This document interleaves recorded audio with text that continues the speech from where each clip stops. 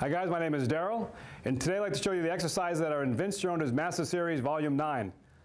Now, if you've been following along in my book Invincible, this would be on page 323. If you don't have Invincible and like to get a copy of it, you can check out my website at www.darylconant.com.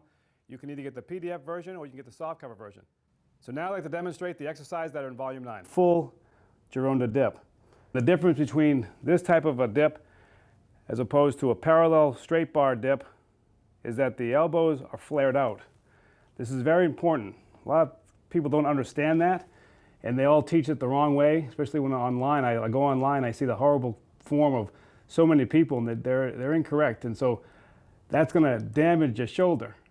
But when you do it correctly with the arms flared out, there's really no stress on your shoulder. And I've had guys, sort of rip me apart online when I demonstrate these exercises. And they say that my shoulders are going to get blown out and structurally damaged. And I've been doing this exercise for over 30 years and have never, ever had any problems with my shoulders. So Vince knew what he was doing, and this is a great exercise, probably one of the best chest exercises that you can do. And it's just something I love doing and performing. So this is the full Gironda Dip. Now, if you remember in Volume 2, you're going to keep your feet down, pointing down to the floor, just underneath your chin. You're going to keep your chin on your chest at all times. We're going to do 2 small bounces at the bottom, and then we're going to exhale and push all the way up. Now when you come all the way up to the top position, you're going to keep your elbows slightly bent. You're not going to lock out the elbows. So it looks like this. So you're going to stretch, get the stretch here, 1, 2, and then exhale. Pull the abdominals in. Keep the elbows slightly bent. Inhale. 1, 2. Inhale. 1, 2. Inhale. 2. Now nice and slow. 1, 2. Keep the abdominals pulled in. Keep the tension on the chest. Inhale. 2. Inhale. 2. Inhale.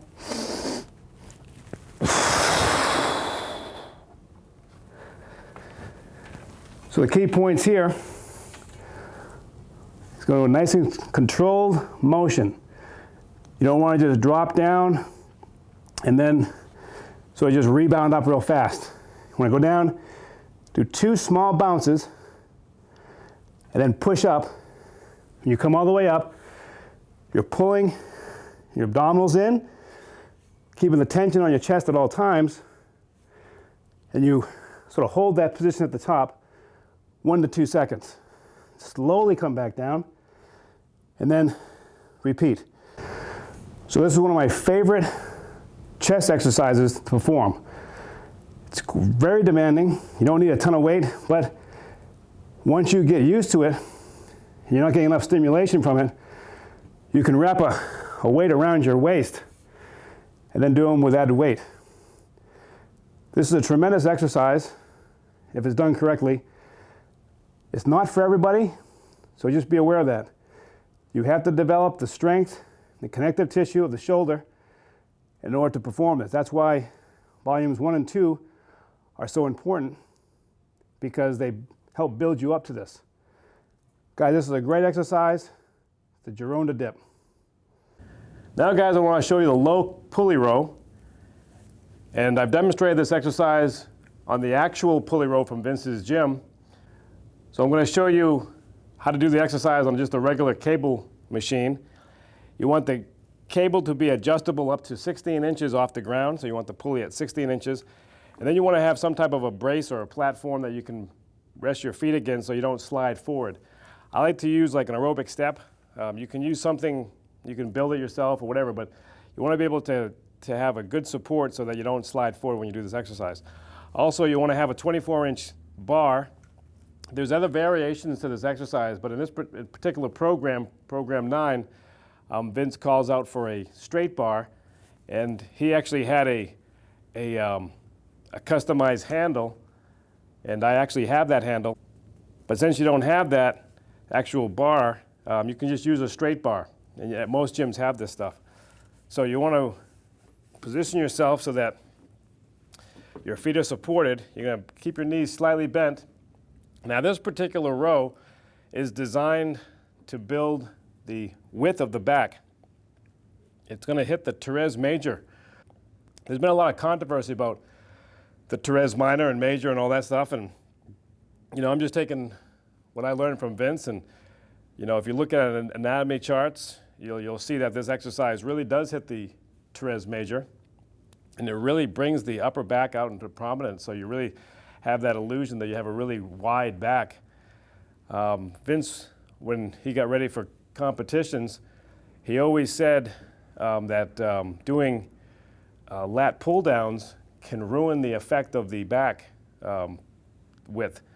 And so this particular exercise is what he went to when he would go into contests.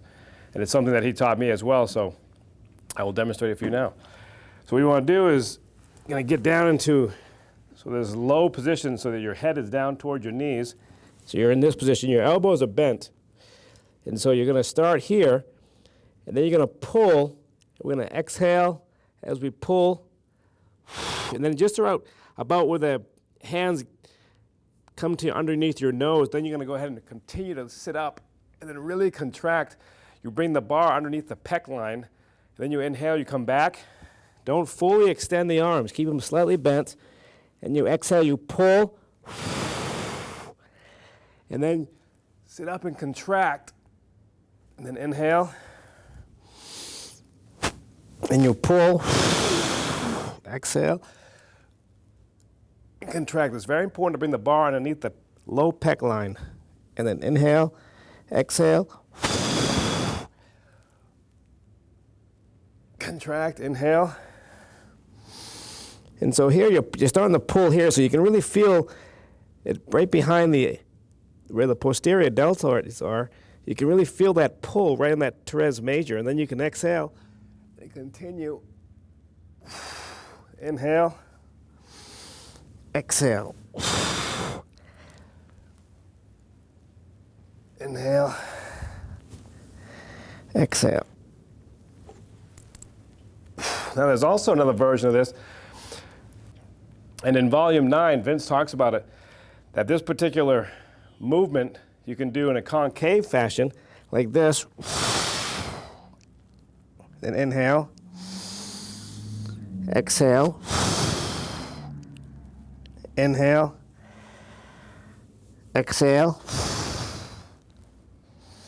So you're staying in that concave position, or you can come in with your chest up. He says that the going chest up creates more width to the back. So I like to always experiment with two. Sometimes I'll do one rep concave, and then I'll do the other rep with the chest up. They both work, and you're going to get a phenomenal burn and contraction right in that sort of that separation between, when your arms are up like this, it's almost like the separation between you'll feel it right into your high end of your tricep, and then you'll right down below underneath sort of the latissimus dorsi. So it's like that triangle spot right where that teres major is. And when you develop it well enough, like if you ever look at Vince's back, you can see it. It's almost like a little extension of the lats. And that's what he was trying to go after, and that's what this exercise particularly does. And guys, that is the low pulley row. So now, guys, I want to show you the upright row. And this is considered probably one of the best shoulder exercises to develop the medial head of the deltoid. Now, Vince was always about the illusion, creating the V-taper. And with this particular exercise, it really helps define that sweep of the medial head to really bring your shoulders out and to really tap into that V-taper. People always ask me, did Vince do a lot of military presses and things like this? And it wasn't that he didn't. He didn't really prescribe them a lot, just because they develop the anterior deltoid. And so it creates more thickness of the deltoid, and it can kind of ruin the symmetry of that V-taper. But in some cases, when the anterior deltoid wasn't developing, he would actually have people do pressing motions, especially like the Scott press and more of the clean, like the sort of like the clean press type of exercise. But this particular one is really the best for developing that side sweep of the deltoid, also with lateral raises. So this exercise, if you look at it, it's very similar to doing a lateral raise with dumbbells, because you're still flaring the arms out. So you're kind of in this position. Whereas the standard upright row, where people will grab the bar too close and then pull up like this, that's no good, because that can actually cause impingement of the shoulder.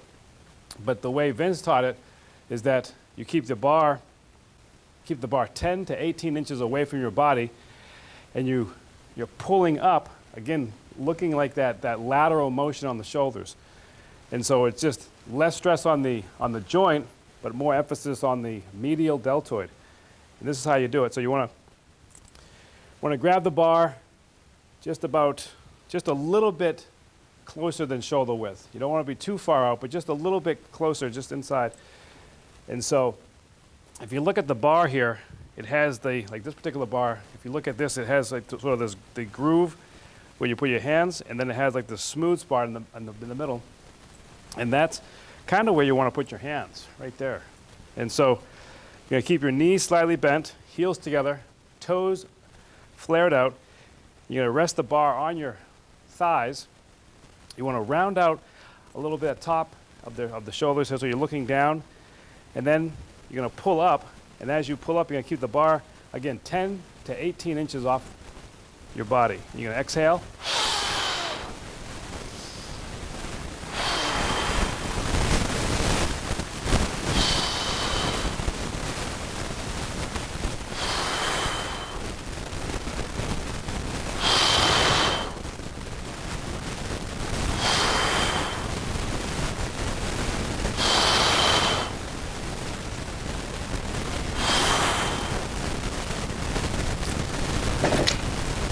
So the key points here, when you're coming up, you're keeping it away from your body. And again, you're going into that lateral motion with the arms. You're pulling up through here, and you're bringing the bar as high as you can, probably about eye level. So you just to here. You don't want to go any further than that, because you don't need to, and it just puts more stress on your shoulder joint. So you just come to here, just about eye level, and come back down nice and controlled. Touch the bar to the thighs. You exhale. Now the idea behind keeping your knees slightly bent, keeping your feet, heels together, toes flared, is that it keeps you from kind of going in this motion where you're throwing your back into it. So this keeps you more grounded, and it really emphasizes what you're trying to do on the muscle, especially when the target muscle is the medial deltoids, and you're going to exhale. And I like to look at the muscle as it works. So as you're going up, you look at it and then come back, so that way it keeps that mind-muscle connection. You can do them sort of in this position with your head straight ahead, that's fine. But I just find that I'm always more engaged when I'm going up and looking at the muscle, and so you can kind of get into it a little bit more. And guys, that is the upright row. Okay, now guys, I want to do a compound exercise. This is the tricep pullover and press. Just going to use a flat bench. Now this one you can have someone hand the bar to you, or you can just reach back and pull it up. The starting position is going to be at the base of your neck. And what you want to do, you want to pull your elbows in and then drop the bar down. Keep your head over the bench. You want to get the stretch here on the triceps, and then we're going to pull the bar over your head to your chest, but make sure you keep your elbows in close. Don't let your elbows flare out. You want to keep them pulled in so that they're close to your head. Then you're going to exhale. You bring the bar to the chest, and then we're going to flare the elbows out wide. So it's going to change our hand grip so you have more bone support as you push up. And then you're going to exhale, and we're going to press 70 degrees away from the body. And then come back the same way. Elbows out, and then you're going to pull the elbows in close to your body, change your hand position, go down, and you're going to stretch the triceps, And then we're going to pull back over close to your face, land it onto the chest, flare the elbows out, changing the hand position, again to that bone support. Exhale and press 70 degrees away from your body. Come back in. Now pull the elbows in, stretch, exhale, flare the elbows out, 70-degree press, then come back in, and then back overhead. So the key points there are, when you're coming in, keep the elbows close to your head, get the stretch, then you come back overhead, flare the elbows out, and then press the bar 70 degrees off your body. Now this is a complete tricep exercise, so when you're going back with your arms, you're kind of hitting the long head, then you come back in, you flare the elbows out, now you're going to hit the short head, and it really pumps up the triceps. It's one of my favorite exercises to do, and it's one that you can use pretty good weight with.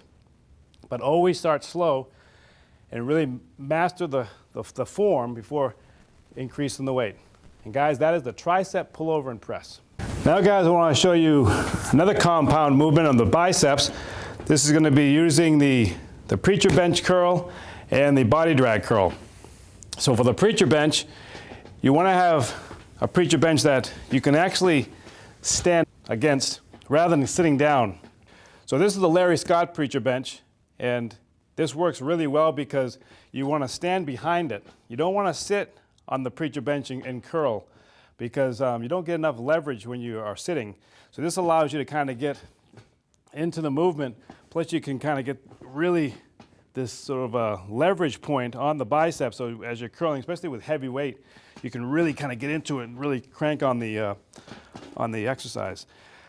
So for this one, you're going to stand with one leg in front and the other leg in back. So you have that support. You don't want to stand up here like this and go like that. So it's not going to work as well. So here you can kind of stagger your stance. And then we're going to place the elbows just 3 inches off the top of the bench. Now the cool thing about this bench is that it's rounded and it has like this indentation, so you can really rest your elbows in so you don't hurt your elbows. And on some of the preacher benches that are out there, they're very flat, about 45-degree angle, and you put your elbows on it and it just grinds the hell out of your elbows because you just are just kind of using that as that leverage point, but it's not comfortable. So this allows you to, Larry kind of knew that, and he had this little indentation, and it's really soft, and you can put your elbows in there, and you can really grind this out without crushing your elbows. So it's just a great design. So anyways, what you want to do, you want to reach over, and you want to grab the bar. You want to use a 4-foot bar, and you want to keep your hands to the collars. So we're going to go out wide here.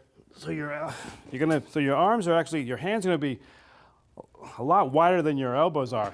So your elbows are going to be sort of in here, about shoulder width apart, but then your hands are going to be further away from the elbows here. So you're going to be all the way to the collars, and it really emphasizes the biceps. It's going to really get a good stretch on the bicep. And so you're going to lean back here. So you want your chest against the pad here.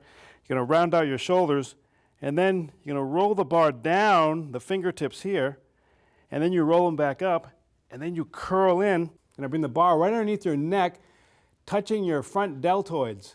Then you inhale. As you come back down, you're going to roll out, and then curl. Exhale, then inhale. And as you are bringing the bar down, you're leaning back here. See, so I've got this stretch in the bicep, so I'm leaning back, and then I curl and pull back into the movement, contract, and then you kind of come back, inhale, exhale. Contract as hard as you can, then you just step back just a little bit here. And you want to pull your shoulders back as you're bringing the bar down. Let the bar roll down the fingertips, curl the fingertips first, and then the bicep. Then inhale. Exhale. Inhale. Exhale. And then inhale.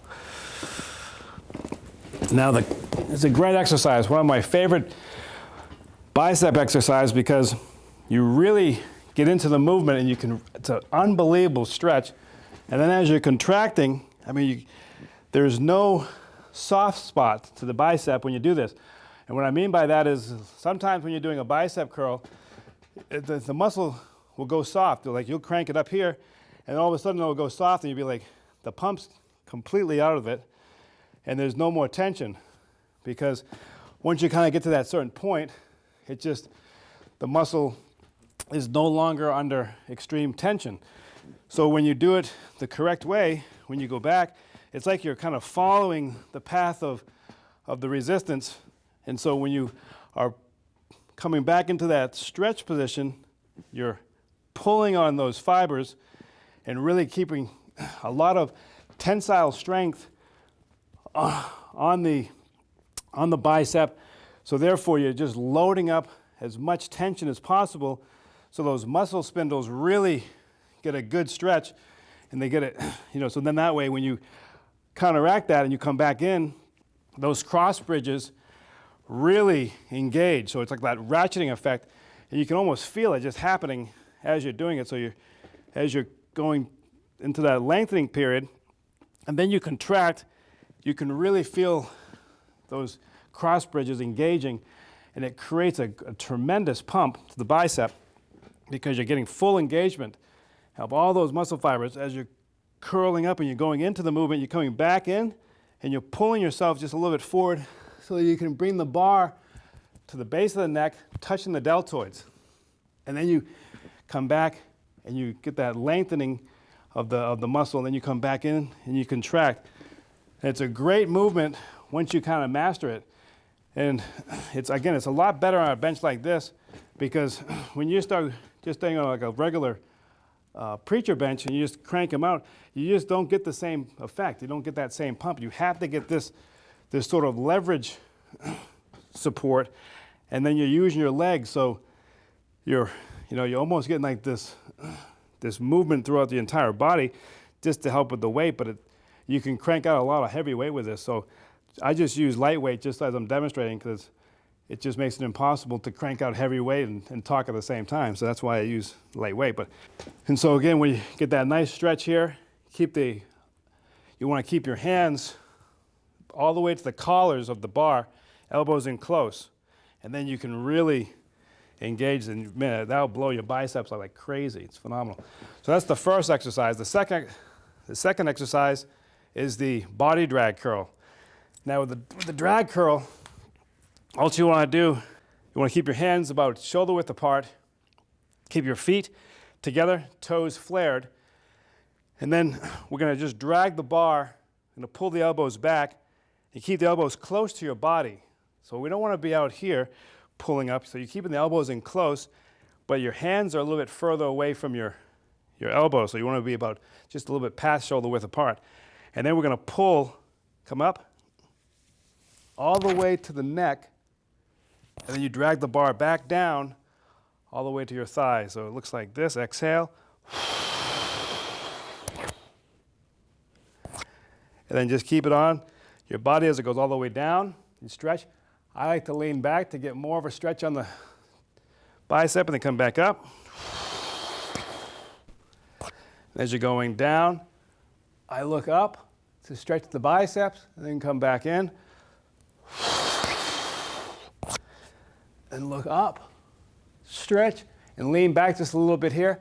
And then as you curl, you kind of lean back into the bar. Here.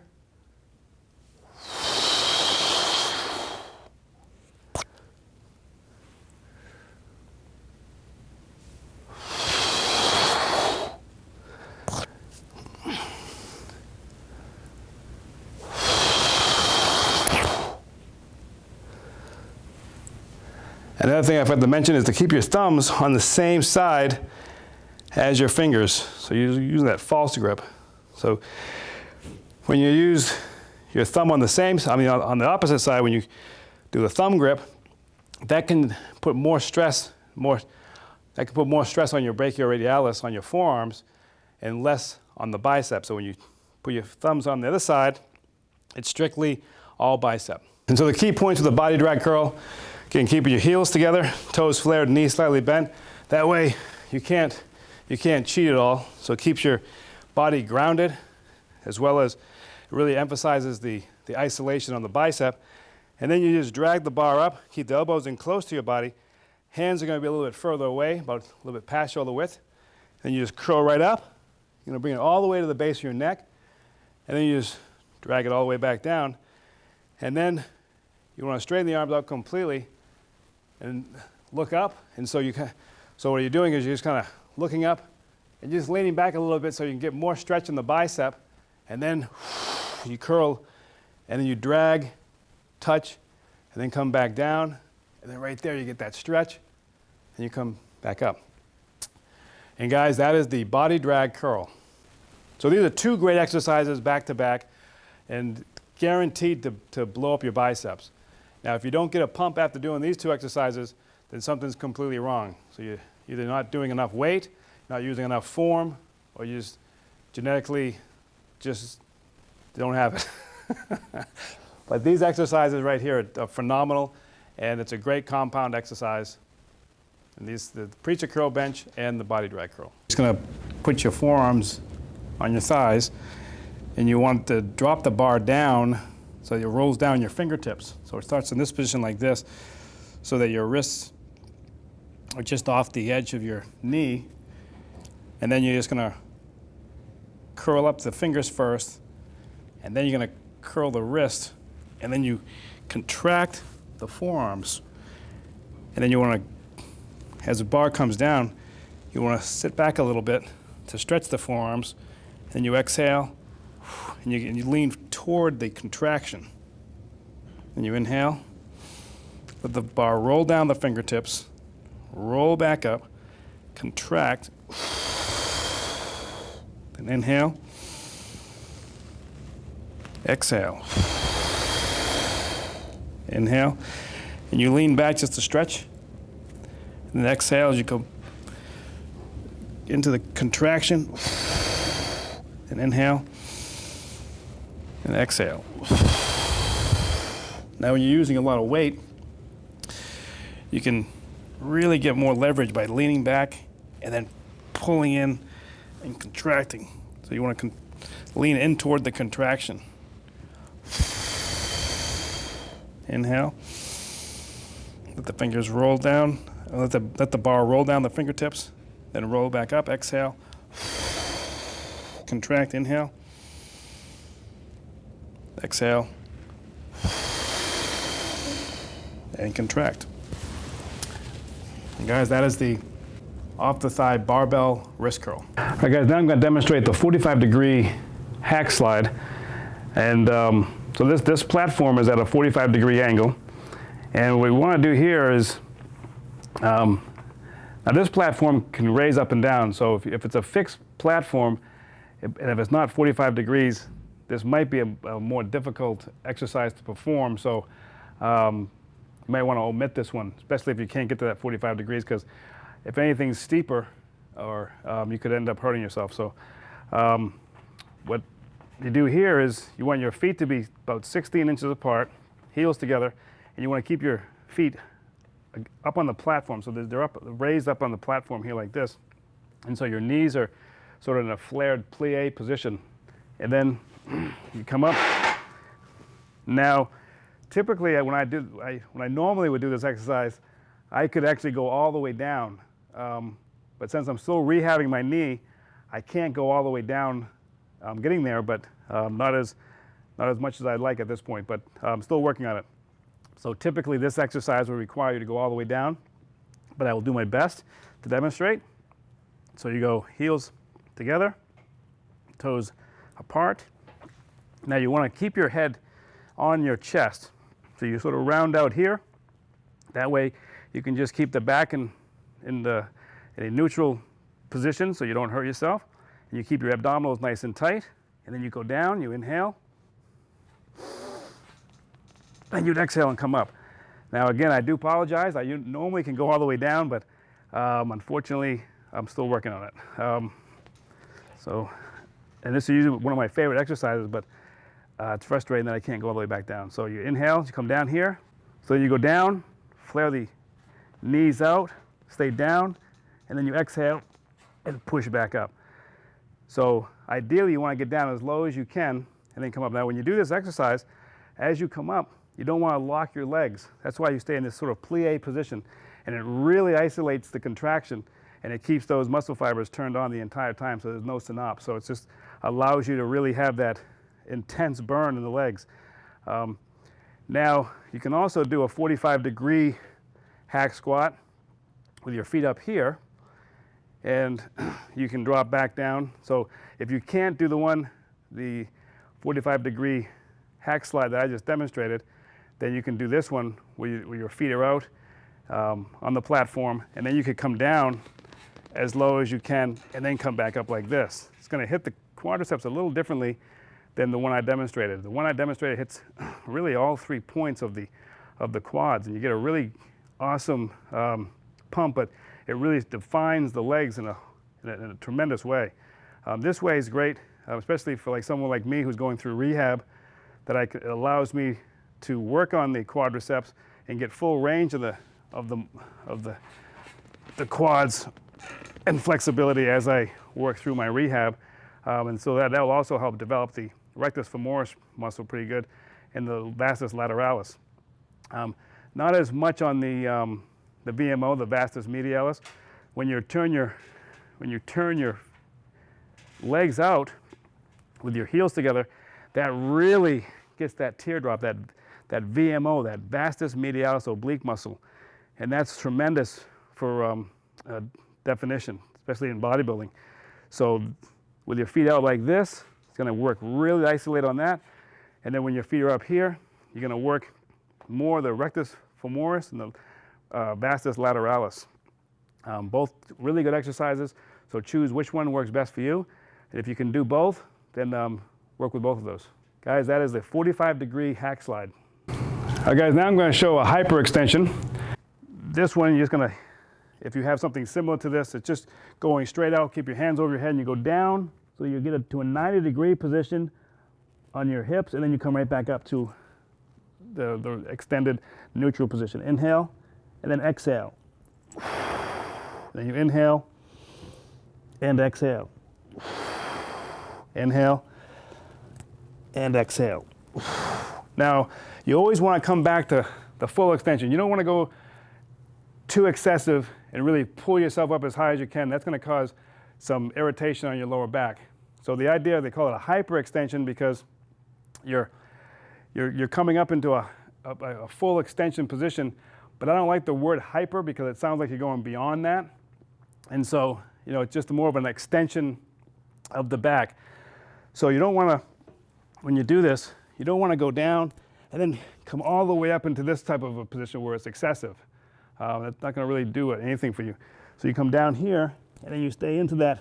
So I'm going back to that neutral spine position, and that's what's going to engage the rectus spinae muscle group, so that you don't have to go way beyond that. And so that is the hyperextension exercise. Now, guys, I want to show you one of the best calf exercises called the donkey calf raise. A configuration like this where you can load a lot of weight onto this belt, so that's how it works. But for me, I'm just using just enough to kind of demonstrate. You want to use a calf block about 4 inches high, and then you're going to always do your calf work barefoot. And then what you're going to do is you're going to bend over 90 degrees, and then you stretch the calves, and then you're going to raise all the way up on your toes, and you pull your heels in toward each other. You go back down, inhale, then you exhale,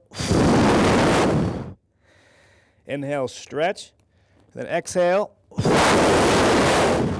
inhale, exhale, go all the way up onto the big toe and bring your heels in, and then come back down, inhale, exhale,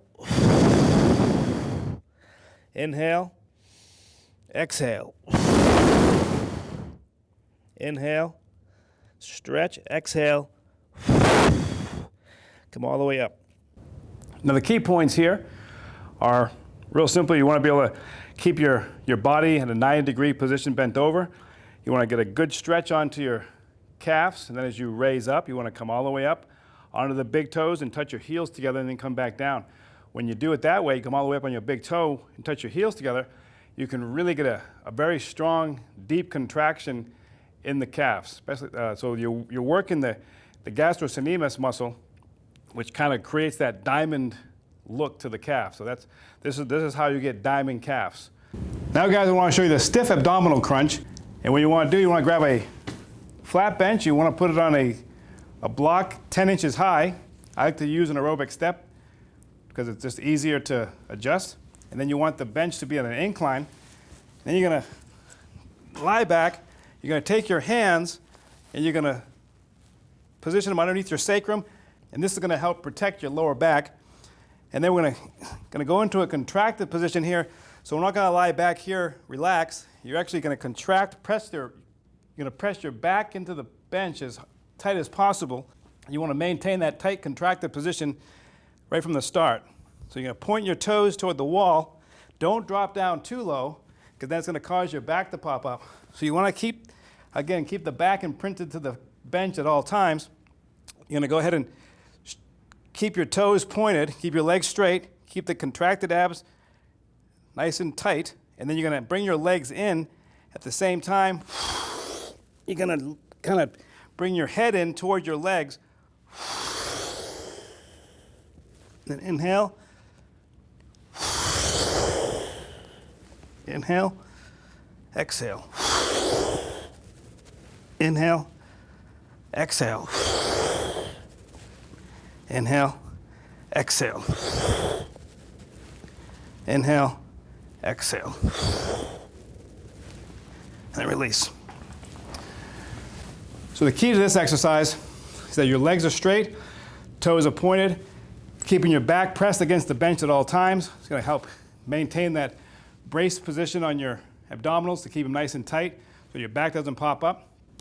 Now the goal is you're trying to touch your forehead to the thighs, but that's based on flexibility. So if you don't have that flexibility and you can't get all the way to touch your thighs with your forehead, just get as close as possible, and over time you'll be able to touch. So there you have it, guys. Those are the exercises in Volume 9. If you have any questions, like to learn more about my books, Invincible or Convinced, or learn more about my other programs, you can check me out on my website at www.darylconner.com. I want to thank you very much for watching. I'll see you next time. Take care.